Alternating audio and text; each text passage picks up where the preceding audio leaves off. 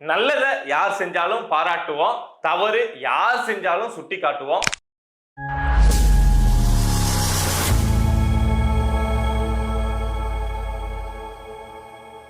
அனைவருக்கும் வணக்கம். ஒரு செய்தி ஒன்று சொல்லட்டுங்களா? நேத்துல இருந்து தமிழ்நாட்டில் ஒரு டாபிக் வந்து ரொம்ப வைரலா பேசப்பட்டு இருக்கு. ஸோ அதோடைய உண்மைத்தன்மை என்ன அப்படிங்கிறதா நாம இந்த வீடியோல பார்க்க போறோம். நேற்று தமிழ்நாட்டுடைய முதலமைச்சரா விஜய் அவர்கள் வந்து பொறுப்பேற்கிறாங்க. அந்த நிகழ்வுல முதல்ல வந்தே மாதரம் பாடலும், அடுத்து வந்து தேசிய கீதமும், கடைசியா தமிழ்தாய் வாழ்த்தும் பாடப்படுது. சோ அதுல இருந்து தமிழ்நாட்டில் இருக்கக்கூடிய கட்சிகள் எல்லாமே, ஏன் விஜய் கூட கூட்டணிக்கு போன கட்சிகள் கூட இத மாதிரி செஞ்சிருக்க கூடாது, இனிமே இத மாதிரி நடக்காது அப்படின்னு விஜய் அவர்கள் வந்து உத்தரவாதம் கொடுக்கணும் அப்படின்லாம் பேச ஆரம்பிச்சிட்டு இருக்காங்க. சோ இதோடைய உண்மைத்தன்மை என்ன அப்படிங்கிறதா நான் இந்த வீடியோல உங்ககிட்ட சொல்ல போறேன். இதுல வந்து விஜய்க்கு ஆதரவாவோ இல்ல விஜய்க்கு எதிராக பேசக்கூடிய கட்சிகளுக்கு ஆதரவாவோ நம்ம பேச போறது இல்ல. என்ன ப்ரொசீஜர், என்ன புரோட்டோகால் என்ன அப்படிங்கறத நான் உங்ககிட்ட சொல்ல போறேன். பிப்ரவரி மாசம், இந்த 2026 பிப்ரவரி மாசம் சென்ட்ரல் கவர்மெண்ட் ஒரு அனௌன்ஸ்மெண்ட் அப்படிங்கறத வெளியிடுறாங்க. என்ன அப்படின்னா, ஒரு ஃபங்க்ஷன்ல ஆளுநர் கலந்துக்கிறாரு, இல்ல துணைநிலை ஆளுநர் கலந்துக்கிறாரு அப்படின்னா அந்த ஃபங்க்ஷன்ல முதல்ல வந்தே மாதரம் பாடல் ஒலிக்கப்பட வேண்டும், அடுத்தபடியா தேசிய கீதம் ஒலிக்கப்பட வேண்டும் அப்படின்னு சொல்லிட்டு ஒரு உத்தரவை கொண்டு வராங்க. அது கூடவே இன்னும் நிறைய உத்தரவுகள் அப்படிங்கிறது பிறப்பிக்கப்படுது. என்ன அப்படின்னா, பொதுவா வந்து தேசிய கீதம் பாடலுக்கு வந்து எல்லாரும் எழுந்து நிற்போம், பட் வந்தே மாதரம் பாடலுக்கு எழுந்து நிற்க மாட்டோம். ஆனா இனிமேல் வந்து எங்க இந்த பாடல் ஒலிக்கப்பட்டாலும் அங்க இருக்கக்கூடிய மக்கள் வந்து அதுக்கு எழுந்து நிக்கணும் அப்படின்னு சொல்றாங்க. 6 ஸ்டான்ஸாவை கொடுத்து இந்த 6 ஸ்டான்ஸா தான் எப்பொழுதும் பாடப்பட வேண்டும். இதுல இருந்து எக்ஸ்ட்ரா பாடுறதோ இல்ல குறைச்சு பாடுறதோ பாடப்படக்கூடாது. 3 நிமிஷம் 10 வினாடி அந்த டைம்குள்ள இந்த பாடல் பாடப்பட வேண்டும் அப்படின்னு சொல்லிட்டு சென்ட்ரல் கவர்மெண்ட் ஒரு அனௌன்ஸ்மெண்ட் அப்படிங்கறத வெளியிடுறாங்க. என்னத்துக்குப்பா திடீர்னு இவ்வளவு நாள் இல்லாம திடீர்னு என்னத்துக்கு கொண்டாந்து இப்போ பிப்ரவரி மாசம் இந்த அனௌன்ஸ்மெண்ட் கொடுக்குறாங்க அப்படின்னா, இந்த வந்தே மாதரம் பாடல் எழுதப்பட்டு 150 ஆண்டுகள் நிறைவடைதுங்க. நமக்கு தேசிய பாடலா வந்தது 1950 டிசம்பர் 24 அப்படின்னு நினைக்கிறேன். ஆனா எழுதப்பட்ட ஆண்டு அப்படிங்கிறது 1875ல பக்கிம் சந்திர சட்டர்ஜி அப்படிங்கிற நபர் தான் இந்த பாடலை எழுதுறாங்க. சோ 2025ஓட அதோடைய 150வது ஆண்டு முடியுது அப்படிங்கிறதுனால சோ அந்த பாடலுக்கு இன்னும் பெருமை சேர்க்கும் விதமா, ஒரு மரியாதை சேர்க்கும் விதமா தான் சென்ட்ரல் கவர்மெண்ட் இந்த ஒரு அனௌன்ஸ்மெண்ட் அப்படிங்கிறத கொண்டு வந்திருக்காங்க. அந்த அடிப்படையில தான் நேற்று விஜய் அவர்கள் முதலமைச்சரா பதவியேற்ற இந்த விழாவில் முதல்ல வந்து வந்தே மாதரம் பாடலும், அடுத்து வந்து தேசிய கீத பாடலும் பாடப்பட்டு கடைசியா தமிழ்தாய் வாழ்த்து பாடப்பட்டிருக்கு அப்படிங்கிறது தான் உண்மை. சரிப்பா, விஜய் மட்டும்தான் இதை ஃபாலோ பண்றாரு, மத்த யாருமே ஃபாலோ பண்ணல, விஜயும் வந்து பிஜேபி எதிர்க்கக்கூடிய நபர் தானே, அவரும் இதை ஃபாலோ பண்ணாம தடுத்திருக்கலாமே அப்படின்னா, தமிழ்நாட்டிலே இன்னொரு சம்பவமும் நடந்திருக்கு. இந்த அனௌன்ஸ்மெண்ட் வந்து பிப்ரவரி மாசம் வருதா, மார்ச் மாசம் 12ஆம் தேதி கேரளாவுடைய ஆளுநரா இருந்த அர்லேக்கர் வந்து தமிழ்நாட்டுடைய பொறுப்பு ஆளுநரா பதவியேற்கிறாங்க. அதுக்கு முன்னாடி இருந்த RN ரவி வந்து வெஸ்ட் பெங்காலுக்கு மாத்தப்படுறாங்க.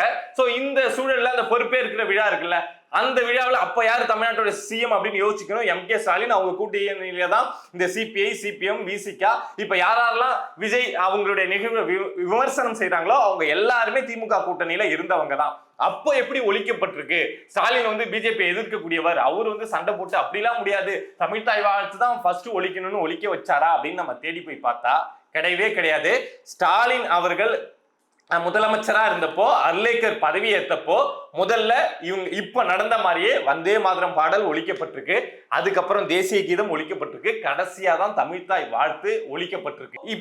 இப்போ விஜயை விமர்சிக்கக்கூடிய இந்த கட்சிகள், கூட்டணி கட்சிகள்லாம் இருக்காங்க இல்லையா, இவங்க எல்லாரும் அப்போ திமுக கூட்டணியில தான் இருந்தாங்க. அப்போ இந்த CPIயோ இந்த CPMஓ திருமாவளவனோ ஒரு வாயை கூட திறக்கல. என்ன MK ஸ்டாலின் இப்படி பண்ணிட்டீங்க, நீங்க தமிழ்னு பேசுறீங்க, பிஜேபி எதிர்ப்புன்னு பேசுறீங்க, நீங்க வந்து தமிழ்தாய் வாழ்த்து பாடல 3ஆவதா பாட விட்டீங்களே, நீங்க முதல்ல பாட வேண்டியதானே, ஆளுநர் இருந்தா என்ன அப்படின்னு அப்ப யாருமே பேசல, வாயை கூட திறக்கல. விஜய எதிர்க்கிறதுல தப்பு கிடையாது, ஆனா ஒரு அடிப்படையை வச்சு இதுக்கு முன்னாடி என்ன நடந்திருக்கு, என்ன சட்டம் இருக்கு அப்படின்னு தெரிஞ்சுக்கிட்டு எதிர்க்கலாம். ஆனா இந்த திமுக சொல்லுவாங்கல்ல, நாங்க பிஜேபினாலே அடிப்போம், வார்டனாலே அடிப்போம் அப்படின்னு சொல்லுவாங்கல்ல, சோ அத மாதிரியே இவர் வந்து பிஜேபி கட்டுப்பாட்டுக்குள்ள இருக்காரு, விஜய் வந்து பிஜேபிக்கு பயப்படுறாரு அப்படின்னு ஒரு பின்பத்தை கிரியேட் பண்றதுக்காக இத மாதிரியான விஷயங்கள் நேத்துல இருந்து பேசப்பட்டு இருக்கு. பட் வெளியில இருந்தவங்க திமுக கூட்டணியில இருந்தப்போ VCKவுக்கு பேச தெம்பு இல்ல, CPIக்கு பேச தெம்பு இல்ல, CPMக்கு பேச தெம்பு இல்ல. ஆனா அவங்க இப்போ தமிழக வெற்றி கூட்டணிக்கு வந்த உடனே நேற்று அப்படியே ஒரு அனௌன்ஸ்மெண்ட் வெளியிடுறாங்க. விஜய் வந்து உறுதி செய்ய வேண்டும், இனிமே வருங்காலங்கள்ல இத மாதிரி நடக்காது அப்படின்னு உறுதி செய்யணும் அப்படின்னு சொல்லிட்டு ஆளுக்கு பேசுறாங்க.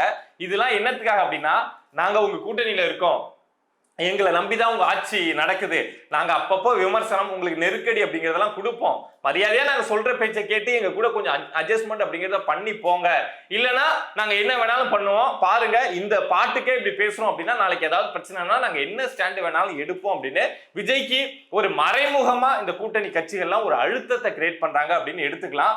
உண்மையாலுமே விஜய்க்கு வந்து இது ஒரு பெரிய சவாலா தாங்க இருக்க போகுது. ஏன்னா இந்த திருமாவளவனோ சிபிஎம் கூட நீங்க கட்டி போட்டீங்கன்னா அப்படியே கடந்துருவாங்க. ஆனா இந்த திருமாவளவனோ இந்த காங்கிரஸோ எப்ப என்ன முடிவு எடுப்பாங்க அப்படின்னு தெரியவே தெரியாது, அவங்களுக்கே தெரியாது, மத்தவங்களுக்கு கிடையாது, அவங்களுக்கே தெரியாது. அப்படிங்கிறப்போ இத மாதிரி சூழல் வரப்போ அப்படி நடிப்பாங்க, இந்த பக்கம் மாதிரி பச்சோந்தியா நடிப்பாங்க, இந்த பக்கம் மாதிரி தவளையா நடிப்பாங்க, இந்த பக்கம் போயிட்டு ஏதாவது வேற ரூபத்தெல்லாம் காட்டுவாங்க. சோ அப்படி இருக்கப்போ இவங்களெல்லாம் வச்சு இவங்களெல்லாம் பொறுக்கி போட்டு அணைச்சு எப்படி விஜய் வந்து இந்த ஆட்சியை ஓட்ட போறார் அப்படிங்கிறது ஒரு பெரிய சவாலான விஷயம். ஏற்கனவே விஜய் வந்து எப்படி சொன்னதை நிறைவேற்ற போறாரு, இவ்வளவு விஷயங்கள் சொல்லி வச்சிருக்காங்களே, செய்ய முடியுமா, நிர்வாக திறன் அவருக்கு இருக்கா அப்படின்னு சொல்லிட்டு 1000 கேள்விகள் நமக்குமே இருக்கு. அவர் இந்த ஆட்சியை சரியா நடத்திட முடியுமா, இல்ல முதலா ஜெயலலிதா அவர்கள் ஆட்சிக்கு வந்தப்போ எவ்வளவு ஒரு மோசமான ஆட்சியை கொடுத்தாங்க, என்ன பண்ணணும்னே தெரியாம விளையாட்டு பிள்ளைகிட்ட ஒரு நாட்டை கொடுத்த மாதிரி ஆட்சி இல்ல, சோ அத மாதிரி ஆயிடுமா அப்படின்னு பல சந்தேகங்கள் விஜய் மேல நமக்குமே இருக்கு. அப்படி இருக்கப்போ இந்த கூட்டணி கட்சிகள்லாம் அவருக்கு அழுத்தம் கொடுத்தார் அப்படின்னா அதை எப்படி சமாளிப்பார் அப்படின்னு தெரியல. பட் என்ன பண்றார் அப்படின்னு பார்ப்போம். பட் அரசியல்னா இப்படிதான் இருக்கும், கூட இருக்கிறவனே முதுகுல ஓங்கி குத்தி இந்தாண்ட கத்தி வர அளவுக்கு குத்துவான். பட் அதெல்லாம் தாண்டி தான் இங்க மக்களுக்கு நல்லது செய்யணும் அப்படின்னா எந்த ஒரு தலைவரா இருந்தாலும் போராட வேண்டியது இருக்கு. பட் என்ன நடக்குது அப்படின்னு பார்ப்போம். நல்லதை யார் செஞ்சாலும் பாராட்டுவோம், தவறு யார் செஞ்சாலும் சுட்டி காட்டுவோம். நன்றி.